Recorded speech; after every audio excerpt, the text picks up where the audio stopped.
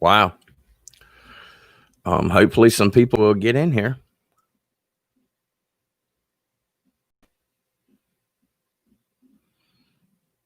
Glad to see somebody made it back. Wow, they're killing me tonight.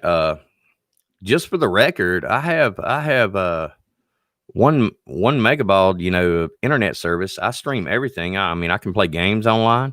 I can watch movies online. I can do everything except for occasionally live stream the YouTube online. This is not the first video. Y'all know that this has happened to me, and I'm glad y'all are coming back. I mean, there's a lot more I want to talk about, and this just goes to show. People talk about conspiracies. People talk about paranoia. This is real. Y'all saw it. I mean, anytime we talk about something they don't want us to talk about, anytime we discuss subjects they don't want in the mainstream, which is something I'm going to talk about later with a law they're trying to pass to restrict us. And you're going to trip out on this, but they do this. They censor it. They censor us in a passive way. And one of the passive ways is, y'all know that I do the channel because I like to do the channel and I care about people. I want people to know what they need to know. I want people to have the skills they need and have the gear they need and all that. It's not about subscribers for me, but after doing this for 5 years, it would make sense that I had more like 300,000 subscribers instead of like 33,000.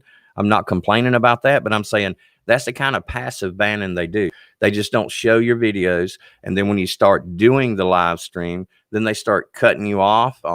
Hopefully I won't get cut off again. I want to get through some more things, but it's getting really crazy. And I'm going to read some things before I get cut off again. All right. We talked about the books that were being banned, and we talked about the book that was coming next. If they're coming after books that they don't like, that Trump writes, that senators write, and things like that, then with the attack on Christianity that we've already seen, we know that the Bible is only next. The Bible is next. And, I know that's the last straw for me. Whatever that may mean to whoever's listening to this, that's the last straw for me. I hold tight to my Bible. We talked about Mo Davis. All right. And getting right into this exact subject of getting censored on YouTube. Andrew Yang, a Democratic congressman, wants to revive what was called the Fairness Act. I think it was originally written in like 1968, and it was taken out by, now I may be wrong, but Ronald Reagan did away with this act, because what this act does is it gives the FCC the ability to determine what is appropriate content to allow on TV, or these days social media, or on the internet. So this gives Congress, or the FCC, which now that we have a completely blue government, we can pretty much assume that all of the top FCC officials appointed will be along those same lines. And this law, actually, the Fairness Act, means the FCC would have control of what is acceptable to put into the media. And this is censorship. Legislation is also being attached to this about who can appear on television broadcasts and what subjects we can talk about. All right, I'm going to think about that for just a minute. And I think that the only other places in the world they do this are North Korea, Communist China, and Russia. They control what is broadcast on the TV. They control who is interviewed on the TV. They control what subjects are discussed on the TV. China has its own internet, basically, and so does North Korea. North Korea is basically cut off from the rest of the world. So this is the same lines, this is along the same lines of what we're seeing there as what they're trying to implement here, and they're calling it the Fairness Act, which was already passed back in 1968, but was also taken away by, I believe it was Reagan. I might be wrong. Okay. Y'all might want to research that, but it was taken away back in the 90s. And this is very disturbing with the type of government that we have in place right now, because if the government has the ability to say, we don't want this person on TV, we don't want this person on YouTube, we don't want this subject talked about on any social media or any platform, then guess what? It's not going to be talked about. We're seeing censorship. Yeah, I remember that. I remember when Biden called the military stupid bastards. Yeah. Yeah. Thank you for reminding me. And now he's relying on their protection. Or, maybe it could be something more. I mean, there's a lot of ideas floating around about tomorrow. But the good news about tomorrow, there is some good news about tomorrow. 24 hours from now, we'll know exactly what's going down. So that's the good news. So 24 hours from now, we'll know whether, something did happen and Trump did remain president, or if Biden is sworn in and we do have to start prepping for different things. And we're going to look at 4 things that we have to prep for coming up here shortly. But I wanted to read off a couple of statements or a couple of things that I had that bother me. The music industry is joining in on this censorship. They're joining in on one-sided attack on anybody that supports the right in any form or fashion. Ariel Pink is a musician. Now, I'll be honest, I have no idea who he is, but he was dropped from his record label just because he was seen attending the Trump speech, not the protest. He was not at the protest. He was in his motel room at the protest, but he attended the speech, and somebody saw him on camera, called the record label, and he lost his contract because he attended a Trump speech. Miranda Devine stated, and I quote, "It's not enough to arrest and prosecute actual lawbreakers that smash their way into the Capitol. No, anyone who has supported the president, voted for him, and worked for his administration has to be hunted down and purged." And that message is still up on Twitter. Don't forget about the PBS executive.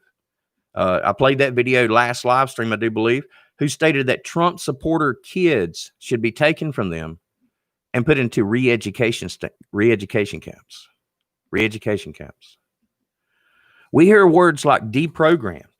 MSNBC said we're members of a cult. They call us cult members. We're members of the Trump cult. One of them called us Trump cultist. Oh, that was what's her name? I forgot her name. Hillary Clinton. She had a podcast with Nancy Pelosi the other day and calling us Trump cultist and saying that we have to be deprogrammed and we have to be dealt with. And she was also saying that she believes that President Trump was on the phone with Vladimir Putin on January 6th and that they worked together to cause the riot or whatever you want to call it on January 6th. Really? And this is Hillary Clinton. I mean, Hillary Clinton. She needs to just go away. We hear words like deprogram. We hear that a lot. What does deprogram mean? That means they're going to take what I know, what I've learned, and they're going to wipe it away and replace it with what they want. Brainwashing, re-education, confinement, containment camps, concentration camps. This is exactly what they're pushing for. They're not making a secret. It's not like it's one person out there saying this. It's not like it's just one wild left-wing conspiracy theorist out there that's just spouting this. This is all of them. This is the ones that are in charge in DC right now saying this stuff. They're saying it to us. They're telling us right now what they're going to do. And this is going to happen. This is going to happen if we don't find a way to come together a little better than we have in the past. And we got to find that way. We hear words like deprogrammed. MSNBC said we're members of a cult. Katie Couric, which I don't really like her anyway, on her show, I think it's called Real Time on HBO on like Friday nights, stated, quote, "All Republicans have bought into this big lie. And the question is, how are we going to really deprogram these people who have signed up for the cult of Trump?" I'm going to just be honest with you. If the cult of Trump means making America great, means keeping our true values, means freedom and equality for everybody having the same opportunity that everybody else has, that we take care of home before we take care of abroad, then I'm a Trump cultist. I don't know what else to say about that. But I believe that we have to take care of what we have here at home.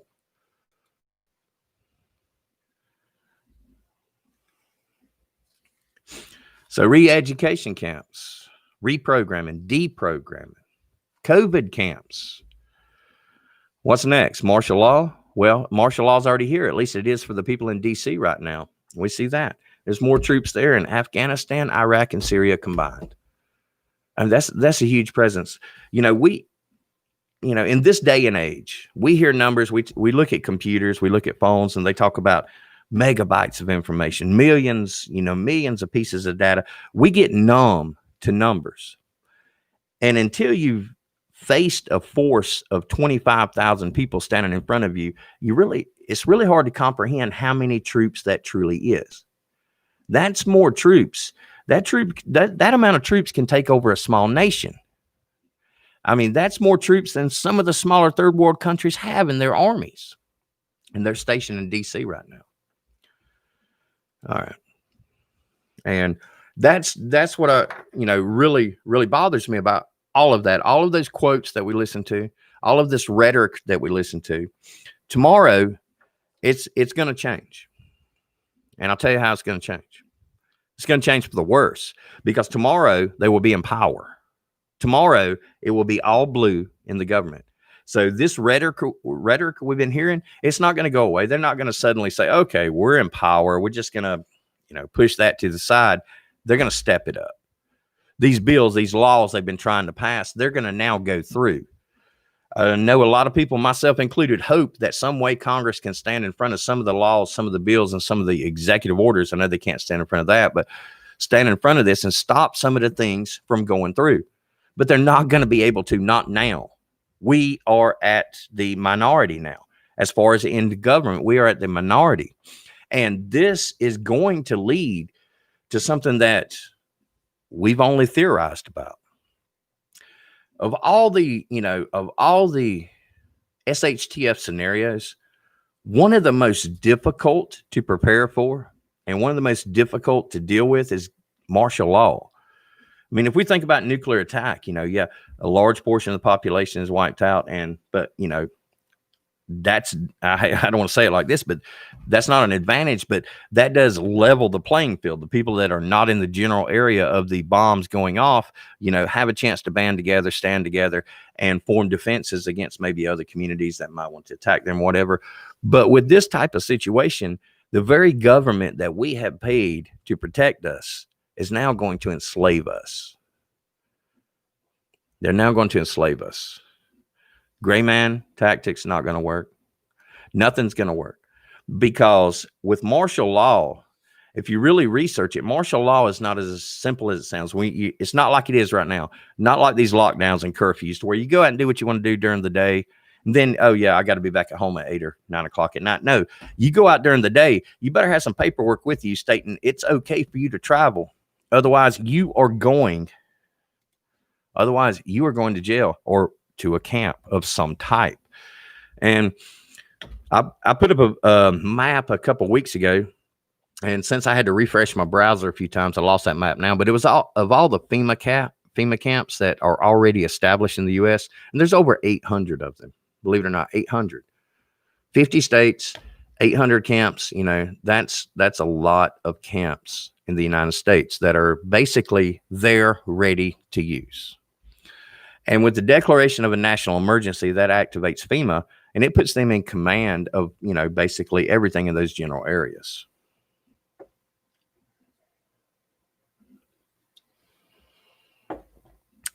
Now, I want to change the subject just a little bit before I come back to that. And I want to talk about something that I believe is going to happen in the next 30 to 45 days, assuming things keep rolling. And that is the HR 5717. HR 5717. And I'm going to put a link up right here. Well, I was, but I didn't refresh my browser. Let me see if I can recover this link. Give me just a second, y'all.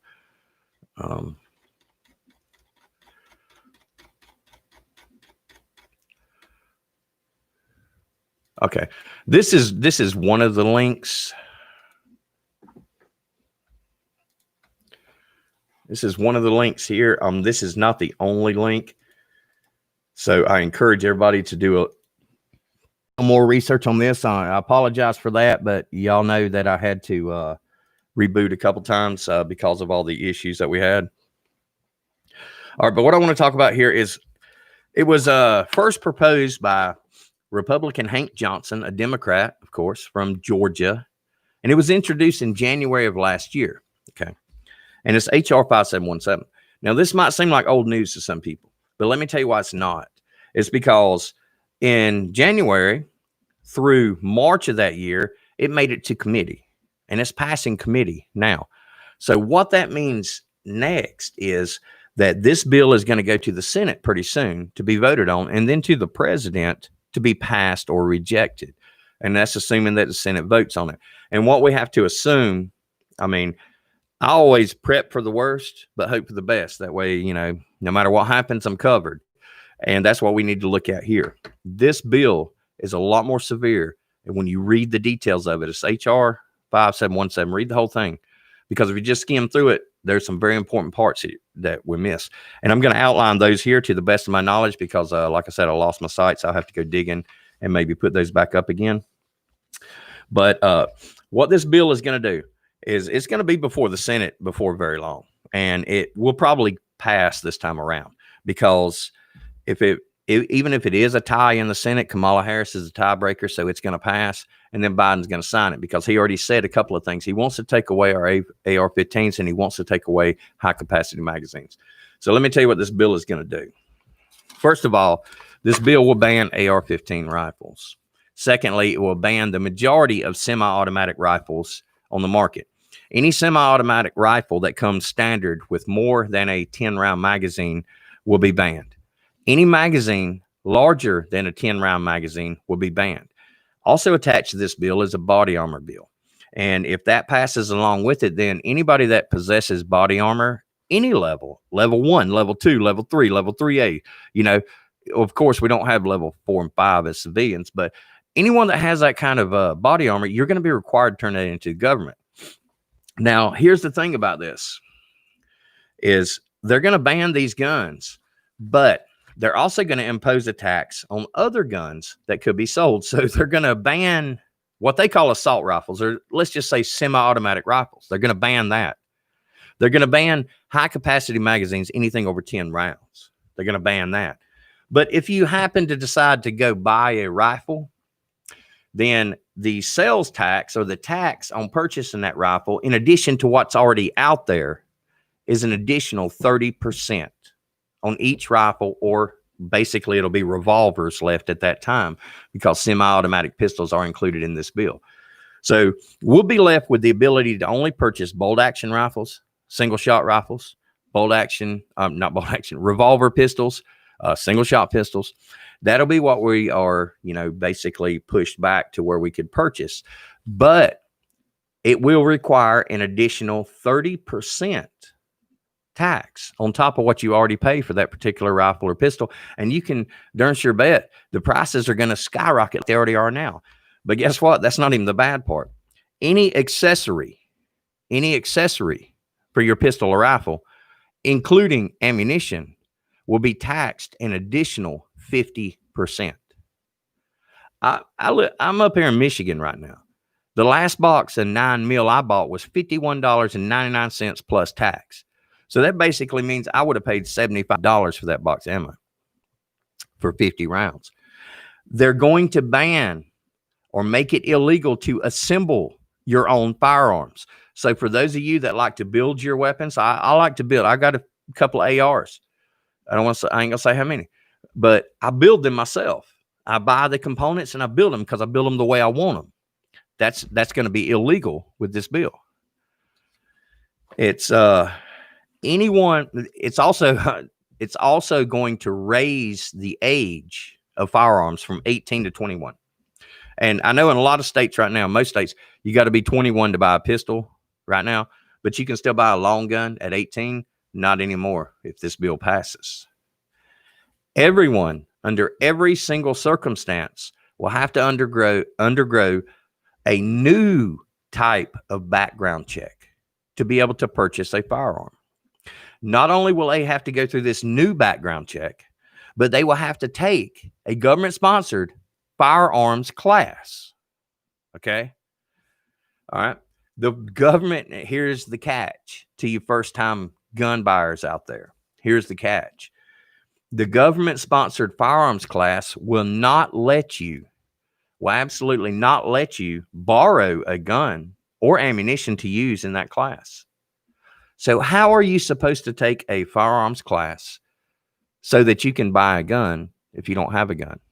Well, that's their way of saying if you ain't got one, you ain't getting one. For those that already own firearms, you will have to take them and register them with the government, and any of the ones that fall into the classifications we talked about earlier will be confiscated or maybe bought back.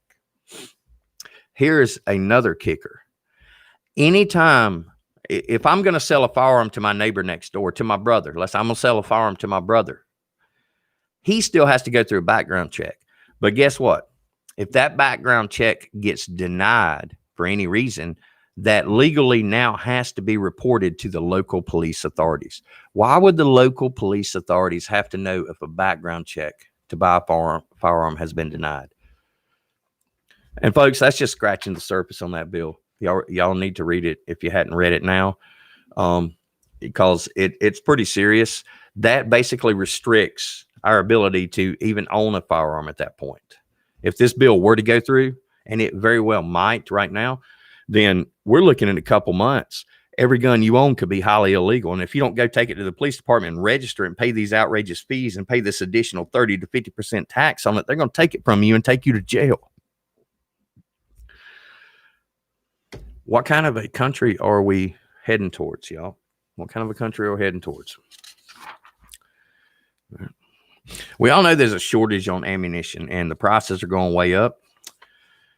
And, a bill like this, well, if this bill passes, the last thing we got to worry about is ammunition, because if it passes, they're going to take our guns, or they're going to attempt to. I'm not going to say anything more than that. I'm not going to say what I'm going to do or ask you what you're going to do, but I'm going to say that's what they are going to do. They're telling us. They're telling us right now. Let's look at what they're telling us. They're telling us that we need to be re-educated.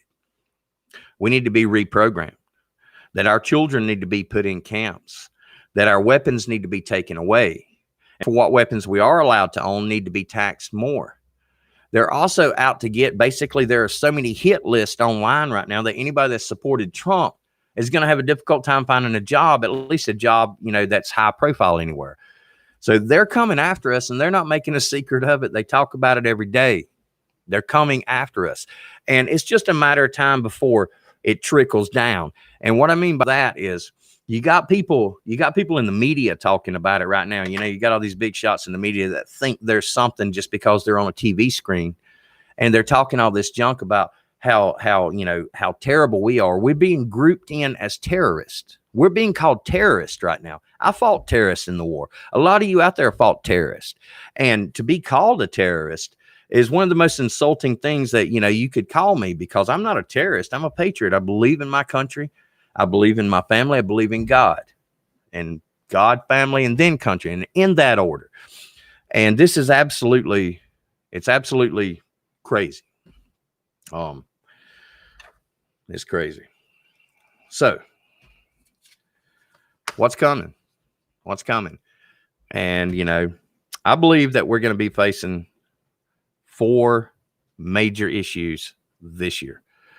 And, a lot of people on YouTube like to put out videos, and they like to predict stuff, and they like to, come back and say, oh, my predictions were correct. And I don't care. I hope every one of my predictions are absolutely wrong. I hope I'm coming back in a year from now and saying, man, I was wrong. I was absolutely crazy. This has turned out to be a great year. That's my hope, but that's not what I see. I see 4 things. I see 4 things as being a distinct possibility by the end of this year.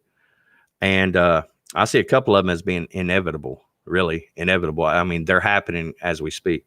And the first one is the economic collapse. We've talked about economic collapse on this channel. I'm sure you've heard it everywhere. Everybody's talking about economic collapse. And the reason is because it's coming. We can only stay locked down for so much more. We've already lost a ton of businesses. Yeah, the stock market's doing good, but how long will that last once these businesses truly start closing down more? Biden's already talking about, the 100 days of mask wearing, more mandates, mask wearing on all these federal properties, public transportation, things like that. And you know, the lockdowns are going to follow. We hear talk already about this new strain of coronavirus. I mean, it's, it's obvious, when anytime a virus comes out, it's going to mutate. They're like, the new strain isn't reacting well to the antibodies that are developed from the vaccine or whatever. So, we're not going to see this. They call this the new normal for a reason. They call stores being closed the new normal for a reason. They call people putting face coverings on so we can't even recognize each other in public the new normal for a reason. Stand this far apart for a reason, because they don't want us talking. They don't want us beside each other. They social distance us in public. They say you can't have no more than 5-6 people at your house at any one time, or your neighbor's going to call the law on you. And we got to stand 6 feet apart and wear a mask, and we can't really talk to people. Then they take away the social media for all the sites that we would normally talk on. How do we communicate? Look what they've done. They wiped out our communication right now. As we speak right now, our communication is basically wiped out. We still have a little going right now. I won't be up for long. And there's a lot of channels like mine that may not be up for long either. And, it's not because we're doing anything wrong. I'm not inciting violence. Yeah, let's say I am or something. But, it's just the fact that they don't want to hear an opinion that's opposite of theirs. They don't want to hear that. And they'll do anything they can to prevent that. We're seeing this type of censorship we're seeing is going to have a dramatic effect. It's going to have more of an effect than we even realize right now. And who's going to have the most effect on it? And that's the children that's growing up. Now, I do want to give a shout out, y'all. I'm a granduncle again, as of yesterday. Little baby girl was born, South Carolina. And, 7 pounds, beautiful baby girl, my grandniece. So just want to give a shout out to her. I know she ain't listening, but anyway.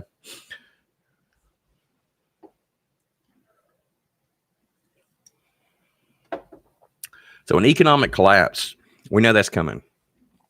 And when it comes to preparing for an economic collapse itself, just for the collapse, it basically boils down to one thing, or two things, basically: supplies and some sort of barter commodity, not necessarily money.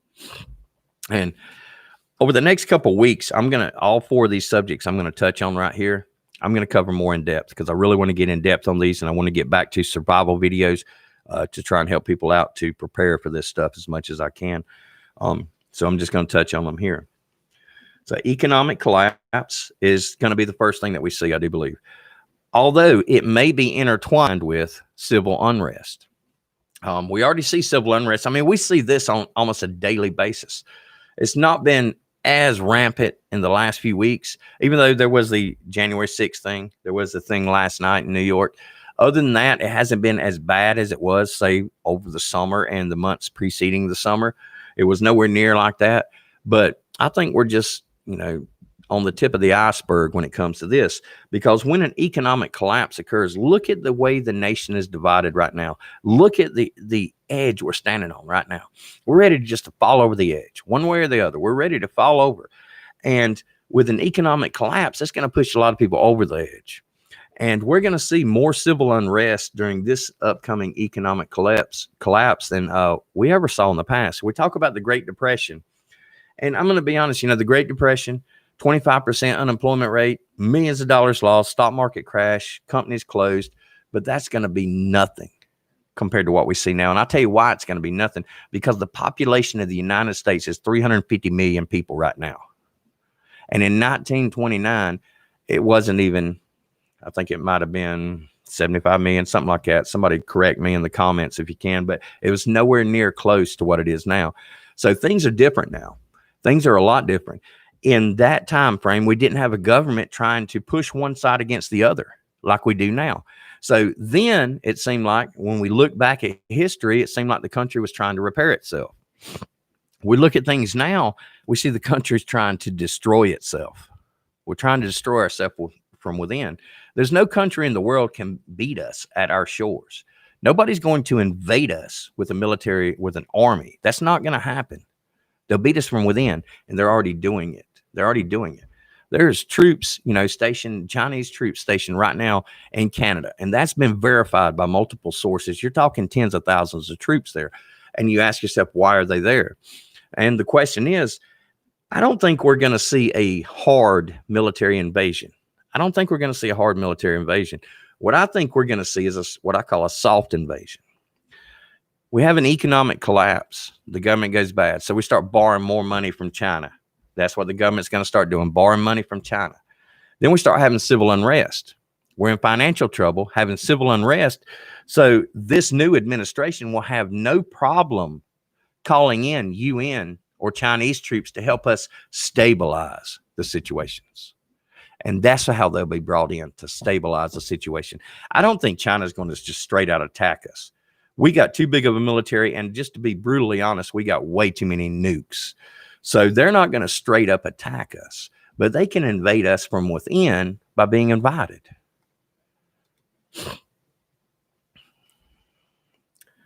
So an economic collapse, that's going to lead to civil unrest, and this is going to be very close. This is going to be intertwined almost.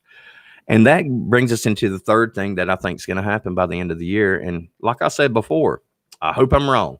I hope I'm on here December 2021 saying, dang, y'all, I was wrong about everything. But unfortunately, I don't believe I am at this point. Martial law.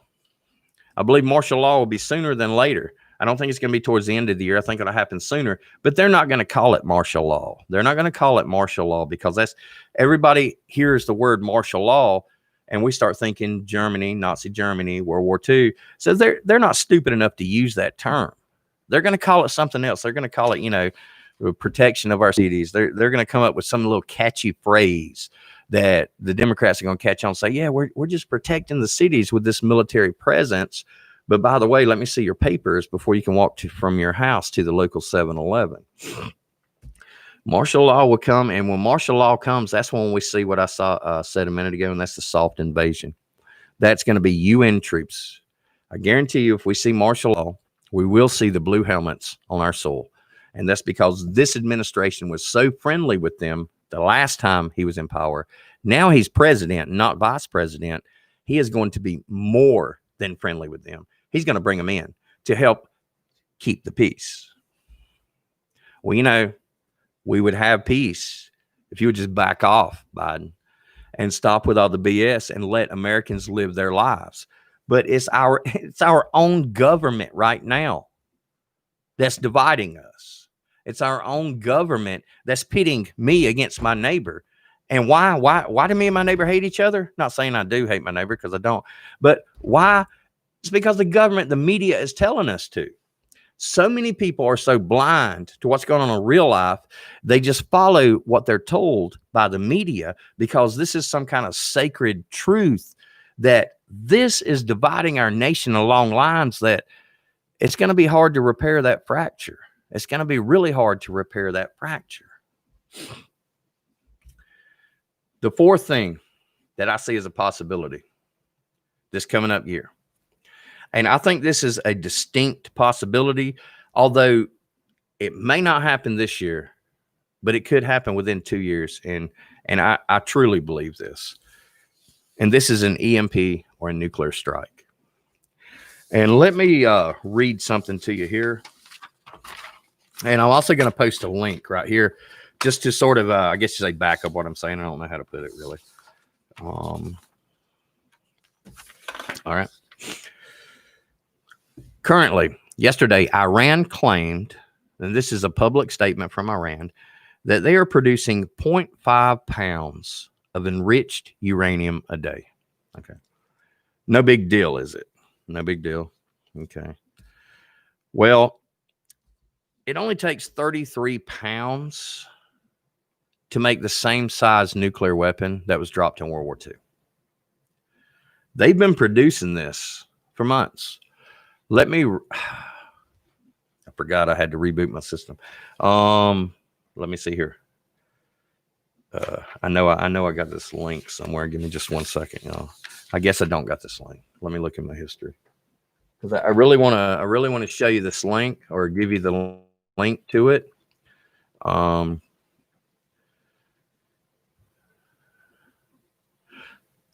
Did you know that Congress has over 100 gun bills on the table right now?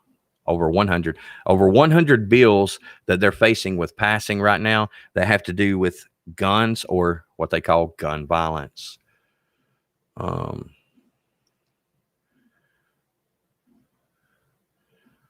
Okay, here we go. All right, I'm going to put this link up. I'm glad I was able to find it because I just want everybody to see this, you know.